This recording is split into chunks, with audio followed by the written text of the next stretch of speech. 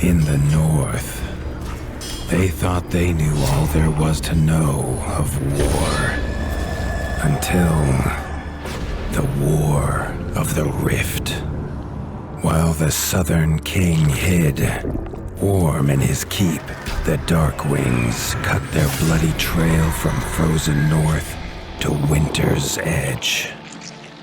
Alone, the warden and his small garrison turned their whiskers to the icy wind. At the end of hope, in a last barrage, they wiped Batkind from the land and memory. With no sign of the Darkwings' return, in time, few believed them little more than a fairy's tale. But at Mount Cauldron, time had been all they needed. An old enemy claws free of their icy tomb and hungers for vengeance. But not all is lost. King Rattus brings north a cause for hope. A bastard prince, placed in the paws of the Warden of the Wastes to raise as his own. A secret of blood never to be told. Now, fate calls for a hero in a murderous screech, and one young rat will answer.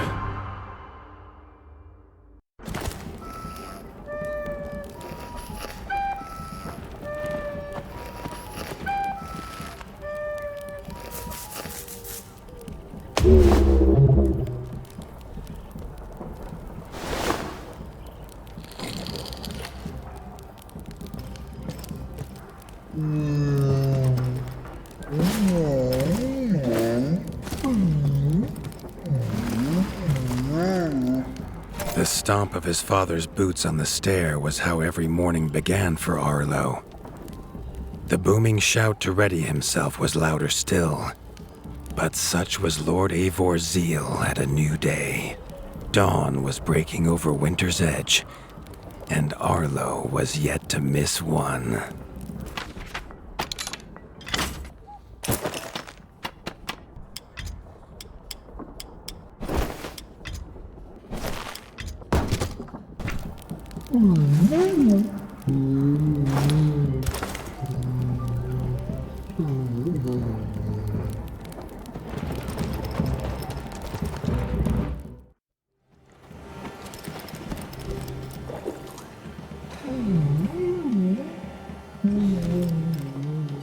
The castle echoed with the horns of the returning hunters, bringing their night's bounty. Arlo's little heart quickened to hear it. The only thrill to be found inside the high walls was a hunter's tales of what lay beyond them.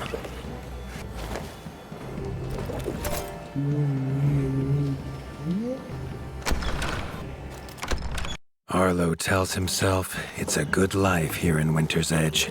The bustling of contented ratfolk, the crisp mountain air, and without the endless scourge of frogs the southerners suffer. Why should he want for more?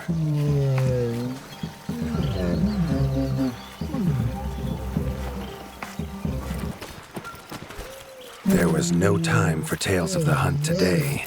Lord Eivor was already dividing what was an excellent haul, happy to see his people provided for. Arlo longed only to join the hunt, to see the ratdom or even the lands beyond.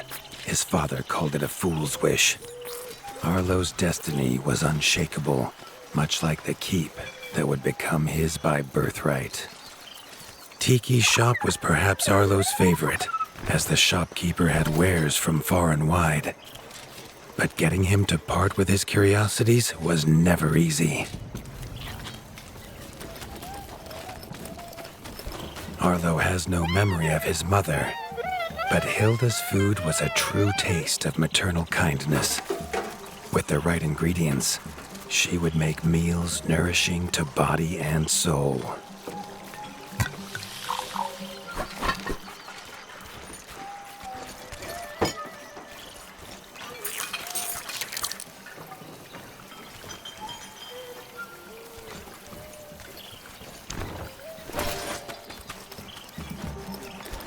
Chief Mason Leaf was the rat Arlo most admired. As younger brother to Lord Eivor, his carefree uncle never faced the burden of being Warden of the Wastes. With walls this strong, his duties were light, leaving him plenty of time for his nephew.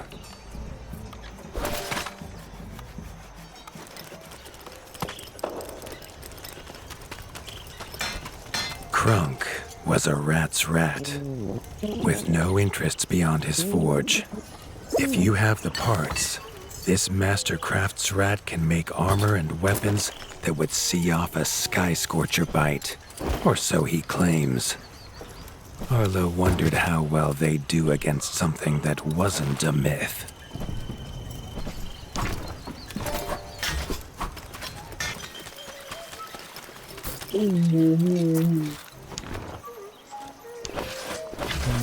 The hunters had brought unwelcome news.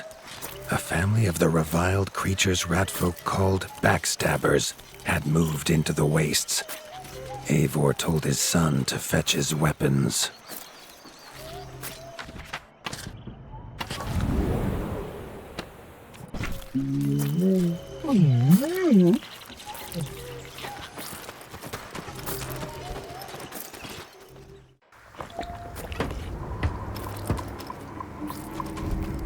His father had no explanation for suddenly taking Arlo on a hunt. It even gave the hunters pause.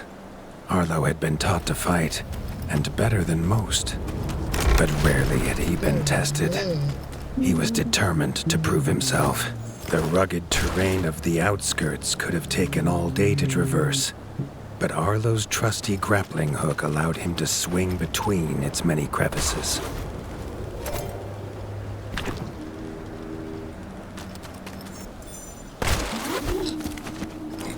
Arlo liked the feel of a sharp axe cutting through the vines.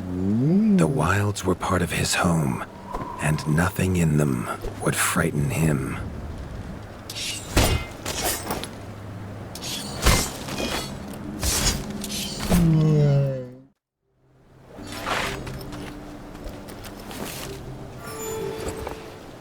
The famous frostberry bushes of the wastes were in full fruit already.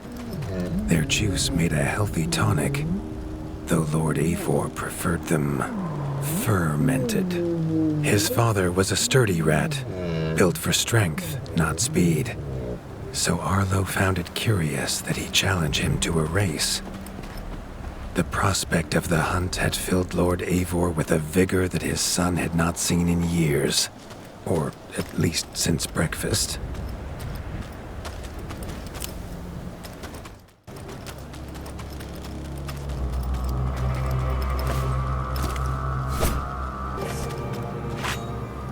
A warden fights the hardest battles, he told Arlo, and needs the sharpest blade. With that, Eivor gifted Arlo his own sharpening whetstone. Whether these beasts were named for their spines or for some past unforgivable deed, no rat knew. Either way, Arlo was about to find himself at the pointy ends of this brood. Even young backstabber red attacks were brutal, but a well-timed dodge would see Arlo escape unscathed.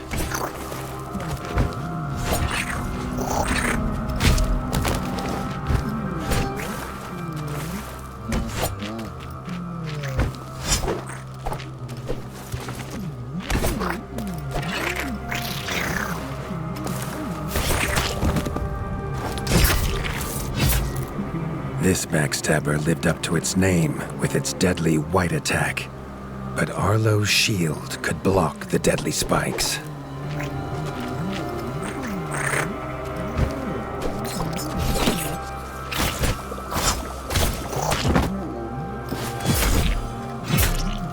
This young one used vicious yellow attacks.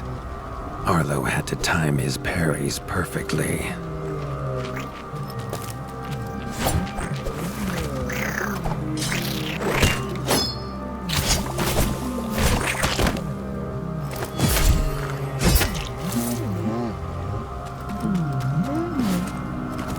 This mother had left her young to fight alone, but the same could not be said of Lord Eivor as he leapt to his son's side.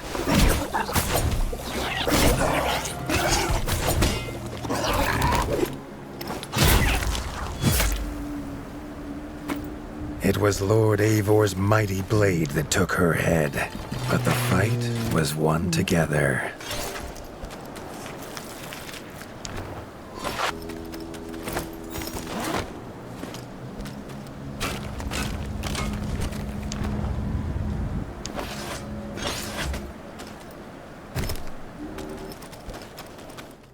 Arlo basked in his father's pride, almost as warm as at the fire inside Winter's Edge.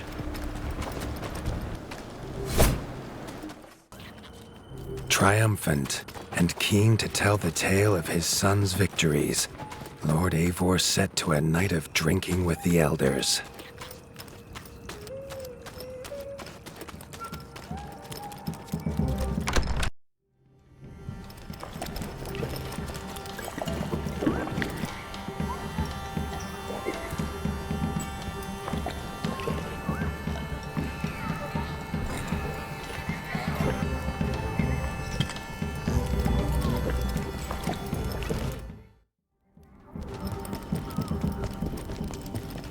Arlo was reluctant to return to his bed, wondering how long he must wait to hunt again. The booming footsteps that woke him this time were nothing like those of his father.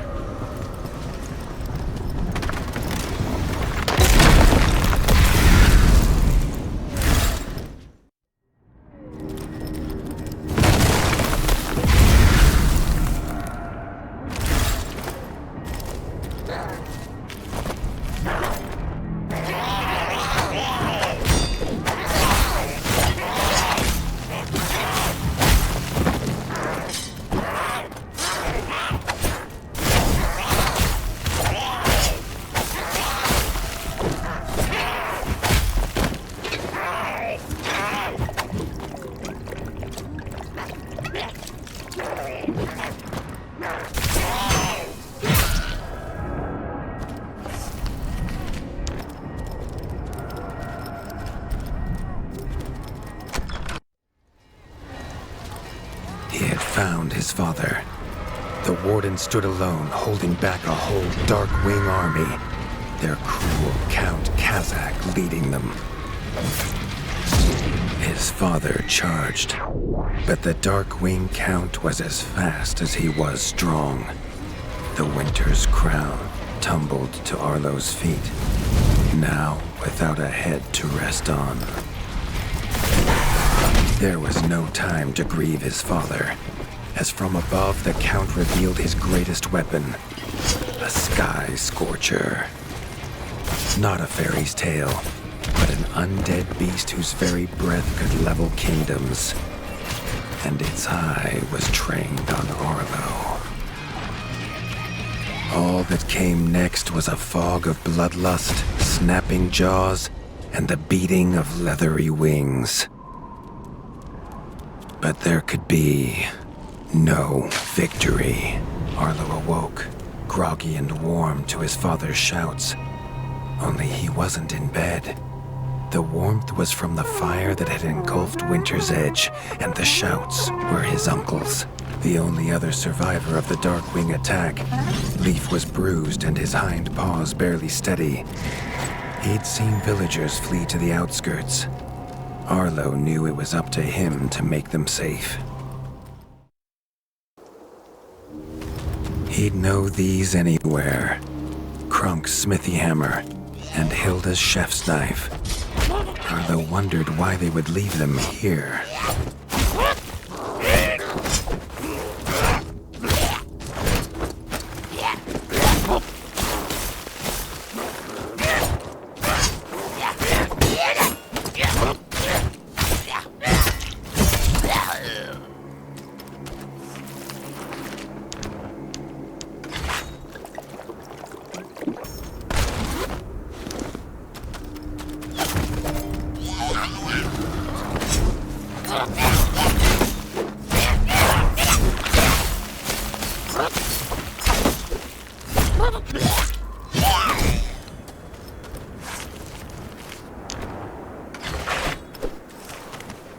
With the attack at Winter's Edge, no hunters had come to check their traps. Harlow thought he might find a use for them.